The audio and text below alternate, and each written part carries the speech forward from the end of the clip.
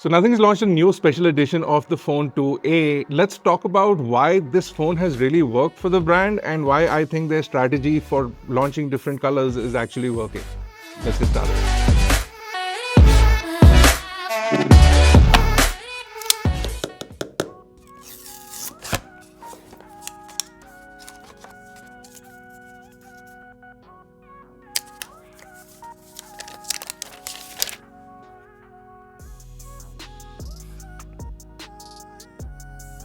So the Phone 2A was one of the smartest moves by Nothing for their smartphone lineup because their earphones were fairly popular and they also launched products along the CMF line. And I think their strategy to launch a smartphone which was more affordable in the CMF line was already in the works, but Nothing as a brand was struggling because of their pricing structure. The Phone 2A was a more affordable product for their audiences, especially the people who bought the Phone 1, which was much more affordable than the Phone 2. Now the Phone 2A is available for around 20,000 rupees if you put in all the offers, and then launching a blue color sort of reignited their sales. So we got black and white on the first one, and then we got blue on the second sort of drop. And then once this started to die down a little bit, we got the Nothing Phone 2A special edition. Now this one is an interesting color because at the first glance when you look at it, it looks okay and you think why this color exists, but the more you look at it, the more interesting it becomes. And that's what I think has happened with this particular product. So this phone is going to be available in only one variant, which is 12GB plus 256GB.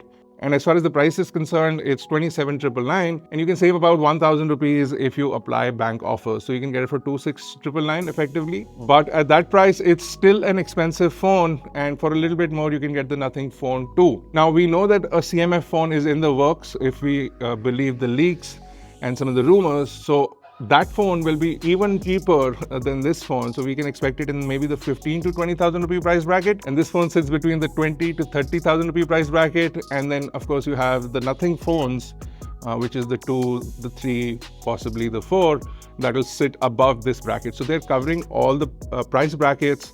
And I think their strategy is really working out. Now, everything else inside this remains the same. It's got a Dimensity 7200 Pro processor. We've got 5000 milliamps of battery. We've got an AMOLED display, which is a really nice display. And my fingerprint is not working. It's a really nice display with good viewing angles, good color reproduction, and a good amount of brightness as well. And I think the design of the phone is great. And the polycarbonate makes it feel extremely nostalgic. So if you're somebody who's ever used Nokia phones or phones which were from that era, this design sort of and the materials feel very familiar. Also, this makes it extremely robust. You don't need to put this in a case for 90% of the usage.